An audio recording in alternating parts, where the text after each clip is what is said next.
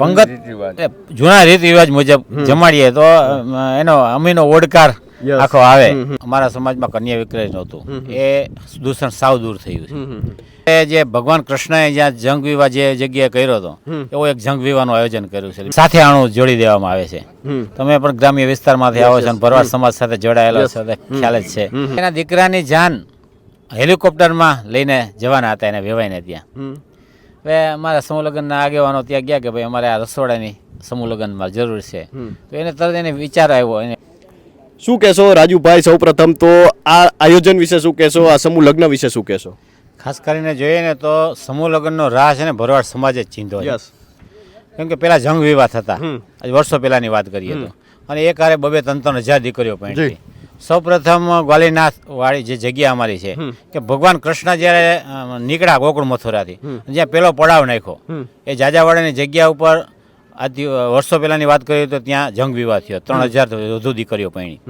અને ત્યાર પછી સમાજે એવું નક્કી કર્યું કે ભાઈ આ સમૂહ લગ્ન વચ્ચે થોડા સમય વિસરાઈ ગયા હતા, પણ પછી પાછો ચાલુ થયો સમૂહ લગ્નનો સિલસિલો. અને 100 દીકરીઓ 200 દીકરીઓ એવી રીતના પરણતી હતી.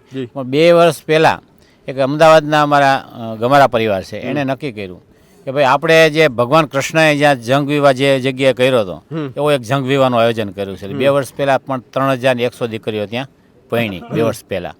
અને અમે રાજકોટની વાત કરીએ તો રાજકોટમાં છેલ્લા 27 વર્ષથી આ સમૂહ લગ્નો ચાલુ છે. જે શરૂઆત કરી ત્યારે ફક્ત 21 દીકરીઓથી શરૂઆત કરવામાં આવી હતી. અને ત્યારે ઘરે ઘરે જઈને બધાને પૂછવામાં આવતા કે ભાઈ તમારી દીકરીને સમૂહ લગ્નમાં જોડો. હવે આ સમૂહ લગ્નમાં એટલી બધી જાગૃતિ આવી છે કે ફક્ત 2 જ કલાકમાં 100 થી વધુ ફોર્મ ભરાઈ જાય છે. અને હવે ના પાડી પડે સામેથી આવે છે, એટલી જાગૃતિ આવી છે. અને બીજી વાત કરીએ તો સમૂહ લગ્નને કારણે ઘણી બધી જાગૃતિ આવી છે. ઘણા બધા કુરિવાજો હતા એ દૂર થયા છે. સમાજને ઘણો બધો આર્થિક ફાયદો થયો છે. વાત કરીએ તો કન્યા વિક્રયની વાત કરીએ, એ બહુ મોટી વસ્તુ છે. અમારા સમાજમાં કન્યા વિક્રય નહોતું, એ દૂષણ સાવ દૂર થયું છે. બીજું, સમૂહ લગ્નને કારણે સમાજમાં જાગૃતિ આવવાને કારણે શિક્ષણનું પ્રમાણ વધ્યું. બીજી વાત કરીએ તો બીજા ઘણા બધા કુરિવાજો હતા અને આપણે વર્તમાન ધીમે ધીમે સમાજમાં ફેરફારો આવતા ગયા. આણું પ્રથાની વાત કરીએ તો દીકરીઓને પરણાવી દેવામાં આવતી ને આણું વાળવામાં નહોતું આવતું, એ હવે સાથે આણું જોડી દેવામાં આવે છે.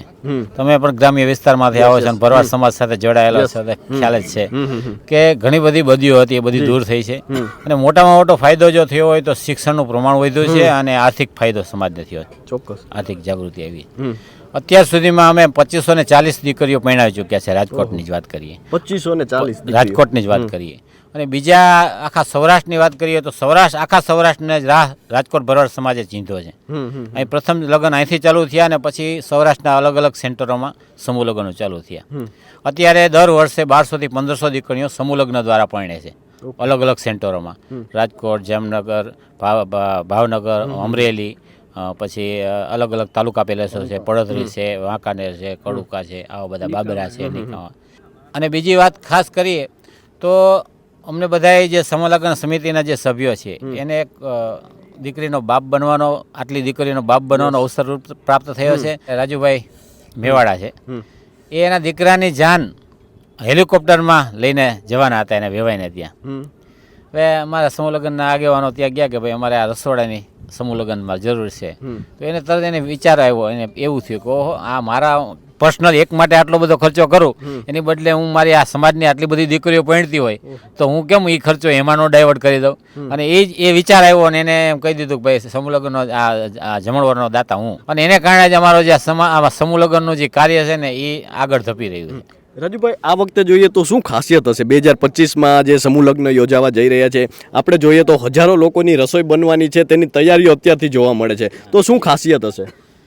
અમારે દીકરીઓના લગ્ન તો 62 દીકરીઓના છે, પણ આખો સમાજ આમાં ભાગ બનવાનો છે સમાજ. અને 20000થી વધુ સમાજના ભાઈ બહેનો અહીં આવે છે, એક જ સ્થળે આવશે અને પ્રસાદ લેશે. સમાજના શ્રેષ્ઠીઓ, સંતો મંતોની હાજરીમાં આખો આ ઉત્સવ ઉજવવામાં જઈ રહ્યો છે. ત્યારે લોકોમાં અને કાર્યકરોમાં પણ એટલો ઉત્સાહ છે કે અમે કંઈ સમાજનો કંઈક હિસ્સો બનીએ, કંઈક કાર્ય કરીએ. અને પંગતમાં બેસવાના છે, એ અત્યારે સૌથી વધારે મોટી વસ્તુ. તો એનું આયોજન કઈ રીતે કરવામાં આવ્યું છે? અમે અહીં કણે 20000 માણસોને જમાડવા માટેની વ્યવસ્થા એ રીતના ગોઠવી છે કે 2 દિવસથી રસોડું ચાલુ છે, આપ જોઈ રહ્યા છો, બધી રસોઈ ચાલુ રહી રહી છે અને કોઈને અગવડતા ન પડે એ રીતના બધા કાર્યકર ભાઈઓ બહેનો અમારે અલગ અલગ સમાજના ગ્રુપો છે એ ગ્રુપો એ વ્યવસ્થામાં જોડાવાના છે.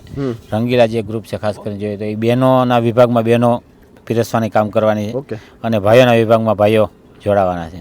બીજા ઘણા બધા ગ્રુપો છે અલગ અલગ વિભાગમાં. એમાં છાસ વિભાગ છે, ચા વિભાગ છે, પાણી વિભાગ છે, કરિયાવર વિભાગ છે, લગ્નમાં મંડપ વિધિમાં અલગ અલગ ગ્રુપો કામ કરવાના છે.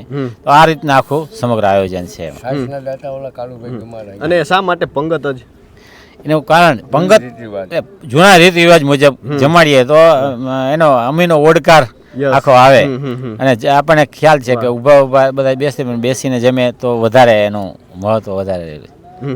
શું કહેશો રાજુભાઈ, અત્યારે આપણે જોઈએ તો સમૂહ લગ્નમાં હવે આપણે એ તરફ જતા જોઈએ છીએ સમાજને કે હવે સમૂહ લગ્ન તરફ લોકો વળ્યા છે, તો કેટલું જરૂરી છે સમૂહ લગ્ન અત્યારે, કેટલા જરૂરી છે? સમૂહ લગ્ન ખાસ બહુ જ જરૂરી છે કેમ કે આ એક એવી વસ્તુ છે ઓછા ખર્ચે વધુ સારું કાર્ય થાય અને બીજું કે મારા એકલાને અહીંયા લગ્ન હોય તો એ 5-25 લોકો આવે તો સમાજમાં જ્યારે સમૂહ લગ્નમાં જોડાય દીકરી કે દીકરો તો હજારો લોકોનો એને લાભ મળે. સંતો મંતો શ્રેષ્ઠીઓ અને હજારો જ્ઞાતિજનોનો એને લાભ મળે અને લોકો હવે સમૂહ લગ્ન તરફ વળ્યા છે. અને બીજી વાત કરીએ તો જે સમાનતા વાત કરીએ કે અમીર અને ગરીબો પૈસા પાત્ર લોકો અને નબળા વર્ગ વચ્ચેની જે ખાઈ હતી એ બુરાઈ ગઈ છે. હવે એક સમાન ભાવથી બધા આ સમૂહ લગ્નમાં જોડાય છે અને અવિરત ફાળો પણ એ સમાજમાંથી એટલો આવે છે એના કારણે જ અમારું આ ભગીરથ કાર્ય ચાલે છે. જી, આપનું નામ શું છે? મારું નામ ભીખાભાઈ પડસારીયા. શું કહેશો કે આજે આ સમૂહ લગ્નોત્સવ હવે ઉજવવાનો છે અને અત્યારથી તૈયારીઓ શરૂ થઈ ગઈ છે, તો આયોજન વિશે શું કહેશો, આ લગ્ન વિશે શું કહેશો? સમૂહ લગ્ન સમિતિ ખંભે ખંભા મિલાવીને કામ કરે છે અને બધા સાથ સહકાર સમાજનો બહુ સારો છે. છેલ્લા 10-15 વર્ષથી અમારા આ સમૂહ લગ્નનો ફાળો બનશે. આ સમિતિએ આ સમૂહ લગ્નના ફાળામાંથી એક જગ્યા હોતી લીધી છે એટલે આ સમૂહ લગ્ન સમિતિ એકદમ વ્યવસ્થિત અને સરસ સારી રીતના બહુ હાલે છે એટલે એની પૂરજોશમાં તૈયારી ચાલુ છે અત્યારે. આપનું નામ શું છે? બીજલભાઈ ટારિયા. શું કહેશો આ આયોજન વિશે? શું કહેશો? અત્યારે આપણે જોઈએ તો જે 62 દીકરીઓ છે તે પ્રભુતામાં પગલાં પાડશે, તો એના વિશે શું કહેશો, આ લગ્નોત્સવ વિશે? અમારી 25 જણાની સમિતિ છે. આજે 27 વર્ષથી આ જે સમૂહ લગ્ન ચાલી રહ્યા છે જી એ ખરેખર તો શ્રેય અમે અમારા દિનેશભાઈ ટોળિયા છે જી, સમાજના આગેવાન છે જી, અને પહેલાં કાર્ય એમને ચાલુ કર્યું હતું. તન મન ધનથી એમને મહેનત કરેલી છે અને ગુજરાતમાં 10 થી 12 જગ્યાએ એમને સમૂહ લગ્ન ચાલુ કરાવ્યા. એટલે ખરેખર તો ધન્યવાદને પાત્ર છે કે આજે ભલે એ અત્યારે નથી આવતા પણ એને ઘણો ભોગ દીધેલો છે આમાં. હા, શું નામ છે આપનું? નાગજીભાઈ ગોલતર. શું કહેશો નાગજીભાઈ, અત્યારે આપણે જોઈએ તો જે ભરવાડ સમાજ દ્વારા સમૂહ લગ્નનું આયોજન કરવામાં આવ્યું છે અને અત્યારે આપણે જોઈએ છીએ કે દરેક સમાજો છે સમૂહ લગ્નનું આયોજન કરે છે, લોકો હવે સ્વીકારતા થયા છે. એક સમય હતો કે સમૂહ લગ્નમાં કોઈ જોડાવા તૈયાર નહોતું, તો શું કહેશો સમૂહ લગ્ન વિશે શું કહેશો અને જે આયોજન છે એના વિશે શું કહેશો? સૌ પ્રથમ તો સમૂહ લગ્નનો તમે મને પ્રશ્ન જે પૂછ્યો જોડાવા માગે છે, સારી બાબત છે. અમારા લોકોના પહેલાં પૂર્વજમાં જંગ વિવાહ કહેતા, જાજા વિવાહ, જંગ વિવાહ, એટલે આજે એનું નામ સમૂહ લગ્ન પાડવામાં આવ્યું છે. અને અમારા ધર્મગુરુ એવા શ્રી શિવપુરી બાપુની હાજરીમાં થયેલ જંગ વિવાહ 31 દીકરીઓ પરણાવી હતી બેચરભાઈ ગમારા અમદાવાદથી.